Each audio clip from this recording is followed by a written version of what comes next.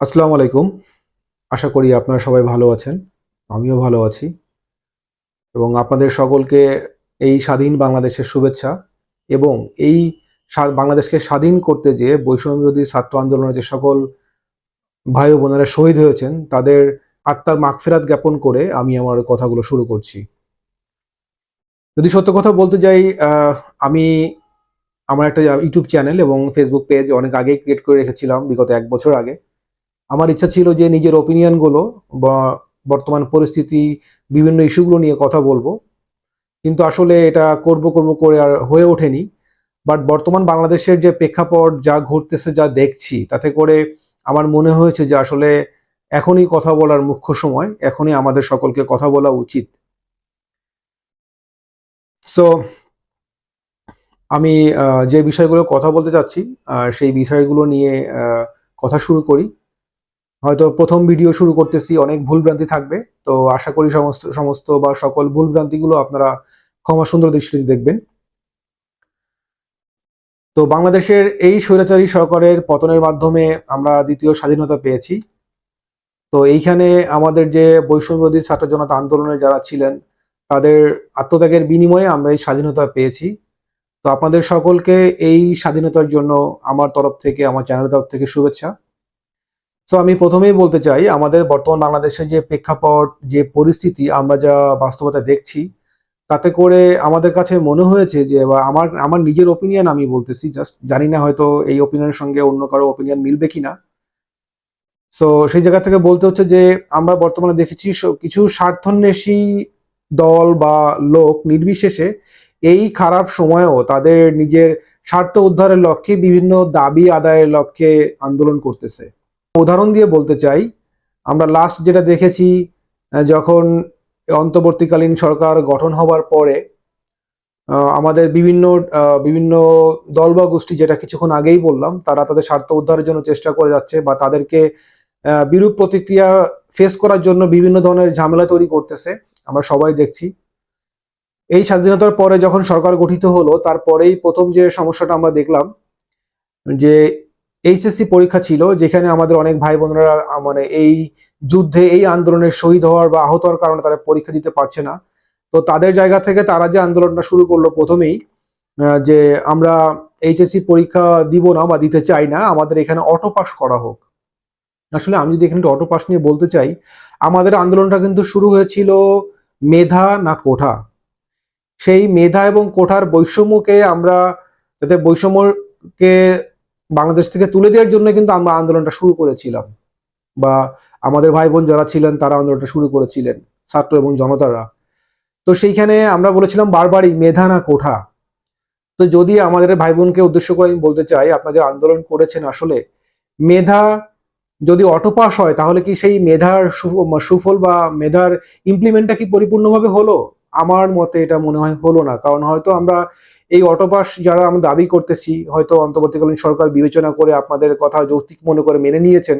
But এখানে আমার opinion হলো, যারা অটো পাস করতেছেন বা অটো পাস করে আমাদের সার্টিফিকেটটা নিব, পরবর্তীতে যখন এই সার্টিফিকেটগুলো নিয়ে আমরা কোনো প্রতিষ্ঠানে বা কোথাও মানে শো করব, তখন কিন্তু আমাদের হেয় প্রতিপন্ন হতে হবে। তারা আমাকে তুচ্ছ-তাচ্ছিল্য করবে। আপনারা অটো পাস করছেন?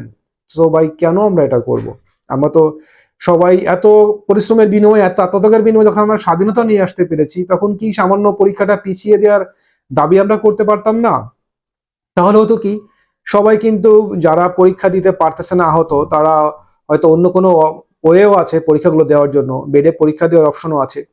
আর যারা সুস্থ আছেন তারা তো নরমালি পরীক্ষাটা একটু পিছিয়ে দিয়ে দাবি করতে পারতেন। তাহলে হতো কি, যে সেই দাবিটা যৌক্তিক বলে হতো এবং সবাই অটো পাসের যে দায়ভারটা, সেখান থেকে আপনারা বেরিয়ে আসতে পারতেন। তো যাই হোক, এটা আমার ওপিনিয়ন।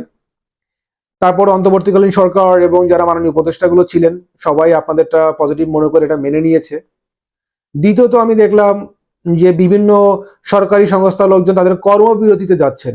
কেন ভাই? একটা সরকার যখন গঠিত হয়েছে, অনেক ত্যাগ তিতিক্ষার জীবনের বিনিময়ে সরকারটা গঠিত হয়েছে, দেশটা স্বাধীন করা হয়েছে। তো আমাদের তো সবারই উচিত তাদেরকে সহযোগিতা করা, এই দেশটাকে সংস্কার করার জন্য, দেশের মানুষের জন্য কিছু করার জন্য, দেশের অনেক মৌলিক চাহিদাগুলোকে নিশ্চিত করার জন্য তাদেরকে আমরা পাশে থাকা উচিত, তাদেরকে সহযোগিতা করা উচিত। বাট আমরা কি করতেছি? তাদেরকে সেই সহযোগিতাগুলো না করে আমরা তাদেরকে বিভিন্নভাবে তাদের কাজে আরো হস্তক্ষেপ করতেছি, তাদের কাজের ঝামেলা তৈরি করতেছি। ভাই এটা তো আসলে কোনো মানবিকতার বা নৈতিকতার পরিচয় না। যেখানে আমরা এত কিছু করে স্বাধীনতা ফিরিয়ে আনলাম, সেখানে সামান্য ধৈর্য আমরা কেন ধরতে পারতেছি না, এটা আমি নিজেও আসলে এই প্রশ্নের উত্তর খুঁজে পাচ্ছি না, তাই আপনাদের সঙ্গে শেয়ার করা। দ্বিতীয়ত দেখলাম যে বাংলাদেশের আনসার বাহিনী, গ্রাম প্রতিরক্ষা পুলিশ এবং আনসার বাহিনী, এরা তাদের দাবি নিয়ে এক দফা এক দাবি নিয়ে সচিবালয় ঘেরাও করেছিলেন 2 দিন যাবৎ। তাদের এক দফা এক দাবি ছিল তাদেরকে জাতীয়করণ করতে হবে। আর কেন ভাই? তোমাদের নিয়োগপত্রে বা তাদের নিয়োগপত্রে উল্লেখ করাই আছে তারা চুক্তিভিত্তিক, সেখানে কোনো জাতীয়করণ বা স্থায়ীকরণের কোনো আবেদন তারা পরবর্তীতে করতে পারবে না।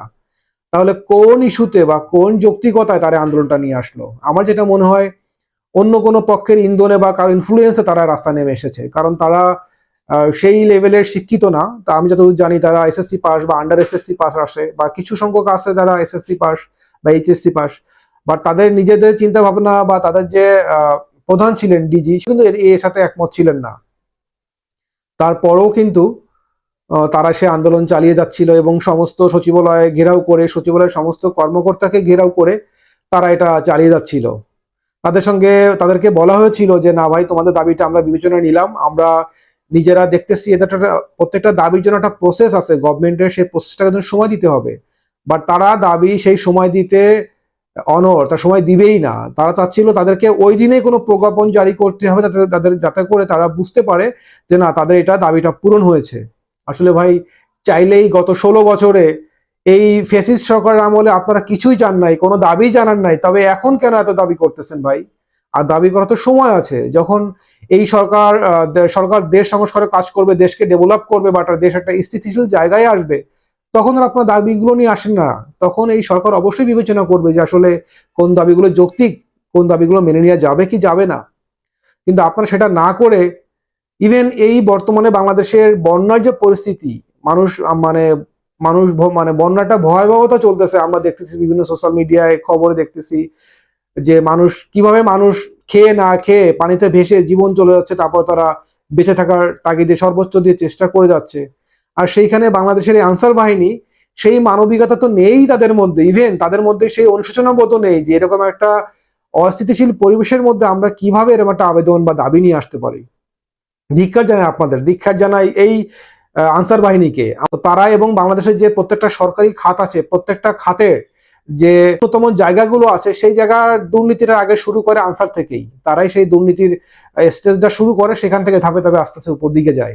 তো আপনারা যদি এই ধরনের দাবি করেন, আমার মতে এদেরকে চিহ্নিত করে কারা এর পেছনে আছে তাদেরকে আইনে আওতায় আনা, এবং যারা এই দাবিটা করেছে অযৌক্তিক দাবি, তাদেরকে আইনে আওতায় এনে তাদেরকে চাকরিচ্যুত করে, বাংলাদেশে অনেক বেকার আছে যারা 26 লক্ষ বেকার, তাদেরকে চাকরিতে আনলে তারা হয়তো এদের মতো এই থিঙ্কিং থেকে বের হয়ে আসবে। এবং এই আনসারের ভিতরে যারা আছেন সৈনিক, তাদের 60 থেকে 70% পূর্ববর্তী ফ্যাসিস্ট সরকারের নিয়োগ করা, আওয়ামী লীগের নিয়োগ করা, এবং এদের মধ্যে অনেকেই আছে সেই নৈতিকতা নিয়ে এখনো আছে।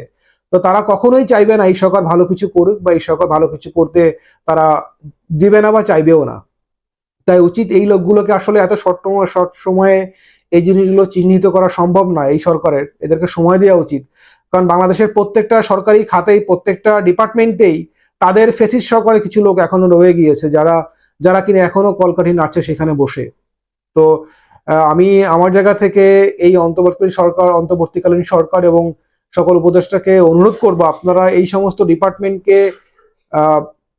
একদম পিন টু পয়েন্ট বিবেচনা করে, স্ক্রিনিং করে তাদেরকে শর্ট আউট করা হোক, শর্ট আউট করে তাদের জায়গায় রিপ্লেস করা অন্য কোনো নতুন লোক দেওয়া হোক, যারা বিবেক নিয়ে কাজ করবে, মানবিকতা নিয়ে কাজ করবে, নৈতিকতা নিয়ে কাজ করবে, তাদেরকে সেখানে নিয়োগ করা হোক। তা না হলে আপনারা যতই চেষ্টা করেন বাংলাদেশের রাষ্ট্র সংস্কার করার জন্য, এই কিছু ডিপার্টমেন্টের যে লোকগুলো আছে তারা কখনোই সেটা সম্পূর্ণ করতে দিবে না, এবং তারা বিভিন্নভাবে ডিরেক্টলি ইনডাইরেক্টলি চেষ্টা করবে সেগুলোকে প্রতিহত করার জন্য।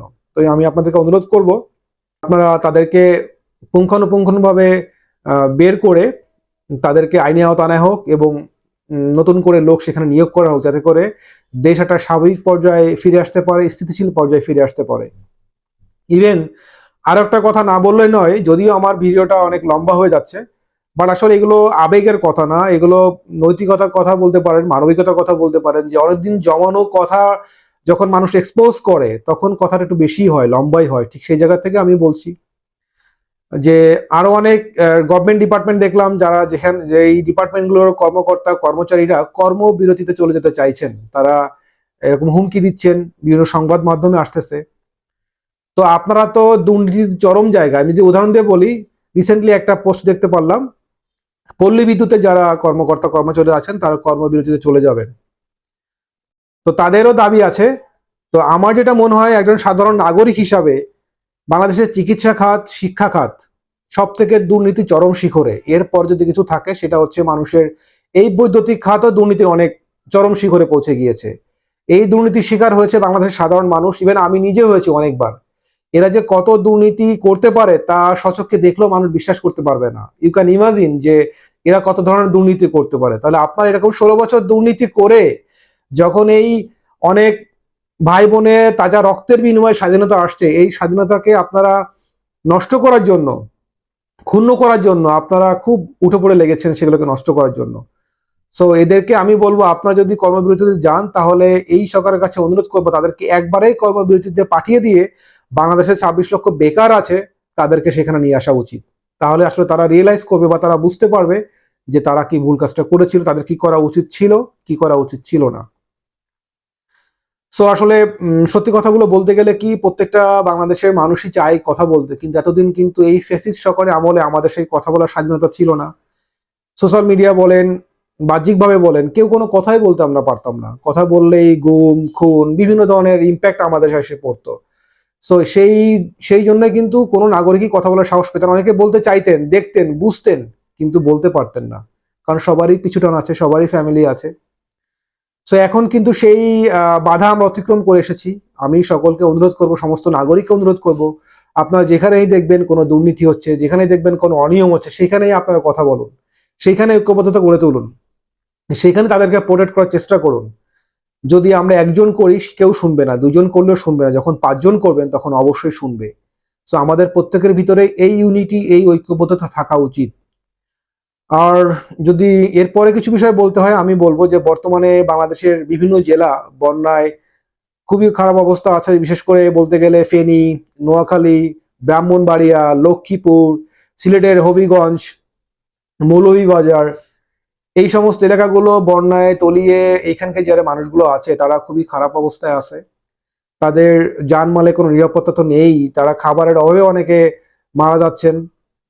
তো আমি একটা জিনিসকে সবাইকে অ্যাপ্রিসিয়েট করব বা সবাইকে আমার অন্তরস্থল থেকে ধন্যবাদ জানাবো যে বাংলাদেশের মানুষ দেখিয়ে দিয়েছে যে তারা যদি ঐক্যবদ্ধ থাকে, যদি তারা নৈতিকতার দিকে থাকে, মানবতার দিকে থাকে, তাহলে মানুষ কিভাবে তাদেরকে সহযোগিতা করতেছে, টাকা দিয়ে, পয়সা দিয়ে, শারীরিক পরিশ্রম দিয়ে, জীবন বিপন্ন করে তাদের পাশে যে দাঁড়িয়েছে তাদেরকে সহযোগিতা করার জন্য।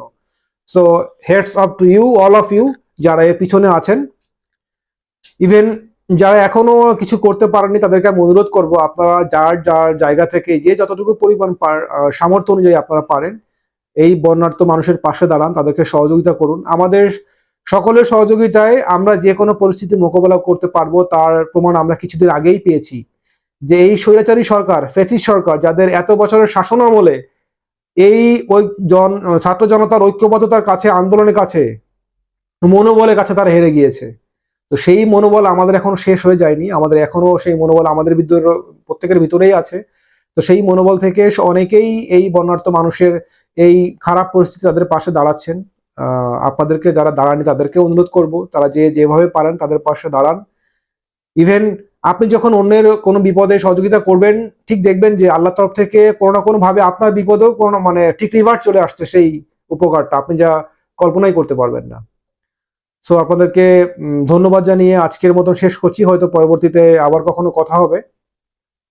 তো সবাইকে অসংখ্য ধন্যবাদ। আমি এবং আমার চ্যানেলের পক্ষ থেকে, এনএইচটি কন্টেন্ট ক্রিয়েটর ফেসবুক পেজ এবং ইউটিউব চ্যানেল, সবাই প্লিজ লাইক, সাবস্ক্রাইব এবং ফলো করবেন। সবাইকে অসংখ্য ধন্যবাদ।